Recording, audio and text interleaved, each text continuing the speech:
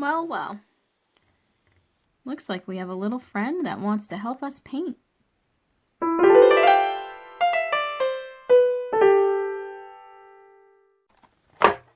Hi, Shannon Rowe Jackson here from Caution Artists at Play, and today I am going to be trying Casein.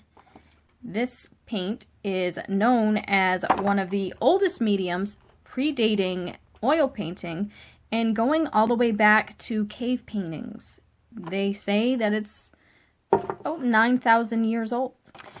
I will link the information for this paint below so that you can read what I was just reading, because there's a lot more about it on their website, including all of their light fast ratings and, you know, just all the different colors that are available.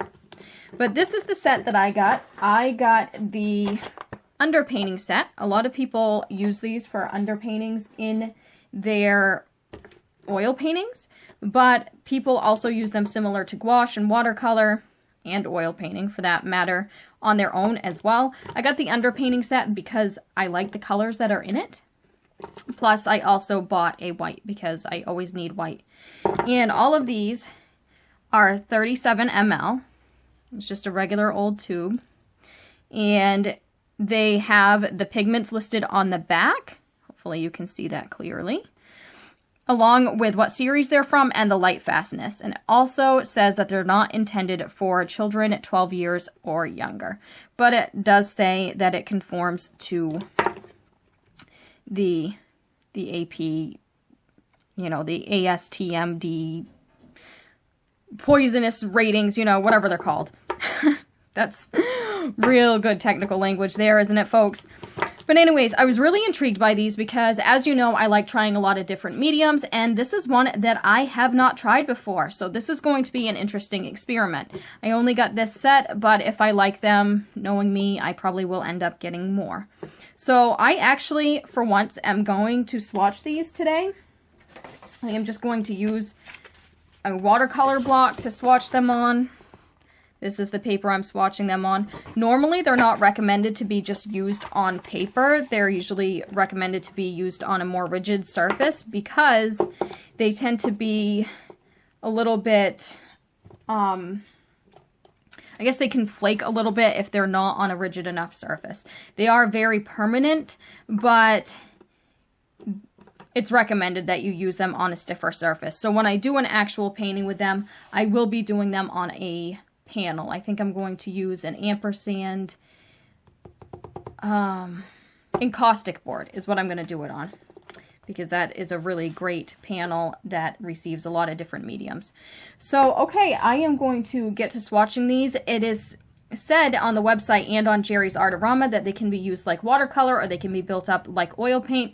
So I'm just going to do some swatching of the colors I have here and experiment with water to paint ratio and with texture and things like that. Just so you know, these smell like flattened out cola. They have a kind of a strange smell. It's not like overly strong, but they almost smell like if you were to take Coca-Cola or maybe one of those cheap brands like Polar. It kind of smells like that. My grandmother on my dad's side used to drink the Polar kind when I was little, and it makes me think of that smell. They're kind of thick. Almost like frosting, like the consistency of frosting. While it's wet, I do want to try some lifting. It looks like some lifting is capable. It does seem to be pretty pigmented. So that's interesting. That's the cadmium red pale. Here is our yellow ochre.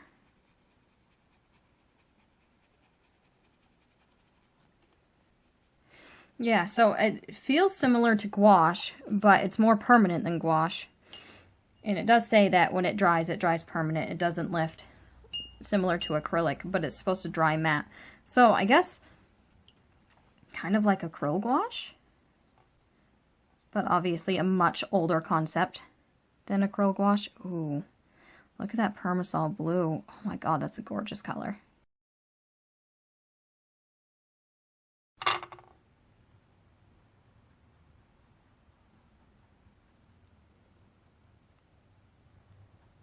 Wow, look at that Payne's Gray.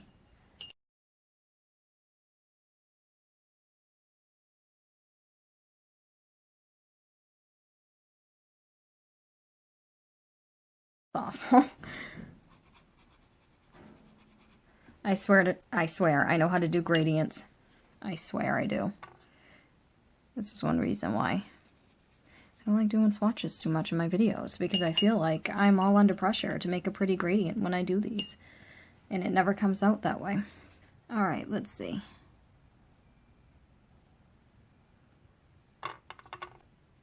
I probably didn't give these enough time to cure, but that's pretty opaque. Alright, well I like this so far. They seem kind of similar to gouache or acrylics. Alright, let's see what we can make with them. Okay, so switching to voiceover mode. What I am doing is a small 5x7 still life. This is going to be a simple pear in a basket from a photo that I took a while back. I am laying in my background first, and I am using a mix of raw umber and Payne's Gray to get that black, because I don't have a black in my set, and I tend to like to mix my blacks anyways. As you can see though, you'll see as it starts to dry, it really does lighten up, and it even says on the Richardson website that that is something that happens because it's such a matte medium, but it can be remedied later on by using some sort of varnish, and I think that I will end up varnishing this because I do like my darks to be quite dark. However, if you're somebody who's really into that matte look, you know, obviously these are great for that. So, a little bit more about the set that I bought. As I said, I bought the underpainting set, and it has a nice mix of colors that are usually used as common underpaintings for oil paints or acrylic paintings, or, you know, just general colors that people tend to use for underpainting. But of course, they are a great range of muted colors that are beautiful to use on their own, and I just find this color palette really attractive. So you may have seen when I did my swatches that my set came with Cad Red Pale, or Cadmium Red Pale, Yellow Ochre, Permasol Blue, Payne's Gray, Raw Umber, and Burnt Sienna. And as I mentioned in the beginning, I bought a tube of white because I have to have white paint. So I want to read to you a little bit more about this from their website. It appears that they may be the only company that makes this paint. I couldn't find another company online that makes it. So it says, what is Casein? Casein is a quick-drying aqueous medium using a milk-based binding agent and is one of the most durable mediums known to man. 9,000-year-old Casein cave paintings have been discovered in Asia. Later, the medium was used by Byzantine, Roman, and Renaissance artists, including the Old Masters. So clearly this paint has been around for a very long time, or I should say this kind of paint has been around for a long time, and it's been used by a lot of like a wide range of artists. So I found that to be very exciting, and I'm actually really surprised that I hadn't tried it before, because I love to try different kinds of art supplies. So I want to mention that this video is not sponsored. I bought these paints myself. The panel that I'm using, as I mentioned before, is an encaustic board by Ampersand. They did send me this encaustic board, but it wasn't for a review. They sent it to me as payment because they used one of my pieces in a video that they did. So none of this is sponsored and none of this is paid. These are all my own opinions. And this is actually my first time using this board for painting, and I have to say that I'm in love with it. I can't wait to try this panel with acrylics and possibly oils down the line. Even though it is made for encaustics, on the Ampersand website there is a place where it shows all the different mediums you can use on it, and it even mentions that you can use colored pencil. So I'm really intrigued, and I am really in love with this panel. As you know, I use a lot of Ampersand's products, and this just happens to be my first time that I'm using this panel. And I think it was a great combination with the Casein. As I mentioned in the beginning, Casein is a bit of a brittle medium, especially when you use it in thin layers. So on their website, they definitely recommend that you use a panel or that you use like 300-pound watercolor paper. You want something really heavy and really stiff that's not going to bend easy, not going to curve easy, especially while it's curing. So let's get to some of the pros and cons of this medium. So I'm going to start with the pros. I have actually fallen in love with this paint, which is unfortunate for my wallet because now I want every color. But fortunately, there are 32 colors in the line, and all but 4 of them have excellent light fastness, which is a big deal for me. And of the 4, only 2 of them are considered to be fair or possibly fugitive. And then, so that's really good that most of the colors are light fast. Like, that is super exciting. Obviously, 32 colors isn't a huge range, but these aren't pencils. It's paint. You can mix them. There's really no need to have 150 colors of paint. And then the other aspect that's really exciting about this is that you can buy them in sets or you can buy them open stock. And you can get them at places like Jerry's Artorama or on Amazon, you know, typical places that you would find art supplies. I haven't seen them in places like Michael's or AC Moore when AC Moore was still around or anything like that because they're more craft-based, but I haven't had issues finding them at my commonly shopped at places online.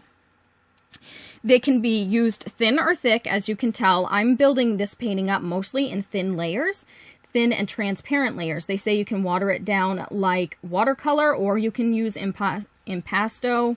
Sorry, I'm probably mispronouncing that right now. Like oil colors. So like there's a wide range of techniques that you can use with this. And you'll see later on that I do some glazing with it as well. It seems to be very versatile. And then they are reworkable until they're cured. So they're very much like gouache in the fact that you can lift them. Even a little bit after they're touch dry, you can lift and you can actually rework them when they're touch dry. Like actually still mix them, you know, when you re-wet them, which I do a couple times in certain parts of this. But from what I have read online, it appears that it will eventually cure and be very permanent, similar to acrylic. So that's very exciting. It gives you some time to work and rework the painting, and then they don't recommend you actually doing like a brush on varnish until 2 to 3 weeks after it's dried. So I feel that that's probably the cure time, I guess, where it's going to be more permanent and you're not risking lifting it with a brush if you're varnishing it. So I think by like 3 weeks, depending on your climate, it becomes pretty permanent. And then it can be used as an underpainting, as I mentioned, and it can be used over gouache or watercolor from what the website says, and under things like oils and acrylics. And of course, everybody experiments and does things differently. I will probably experiment with these with other mediums, of course, because it's still a new medium and I want to see how much I can get out of this medium. So some of the cons. The cons are that they dry about a shade lighter than what they look like wet. So that's just something to keep in mind when you're working. I probably should not have done a painting that has so much black in it because I really enjoy contrast, and it was harder to get that contrast, especially since I had to mix my own black and I didn't have a black, so it's more of a blue black because of the Payne's gray that's in it. And so I will be using some varnish, as I said. When I scanned it in, it does look a little bit darker than it does, again, on the screen, as I mentioned before, because my lights tend to wash things out anyway. So it's somewhere between this and the scan at the end. But I will be varnishing it to make up for that. And other people online, I know James Gurney, he is a famous artist of Dinotopia and Color and Light. You may have heard of him. He's written a lot of books. He has a blog. He uses these, and he mentions that he uses varnish to darken his darks. And even the website says to use varnish to bring out the colors if you are not a fan of the matte look. So it's not unusual, I guess, for these paints. Then as I said, that drying lighter is mostly noticeable in the darks. And then, as I mentioned before, they can be brittle, especially when used in thin layers, so you just want to be careful. They are really versatile when it comes to the different kinds of panels and the different kinds of harder surfaces that you can use them on, but you want to be careful when you're using them on thinner paper and things like that. A couple things that are a little bit in between.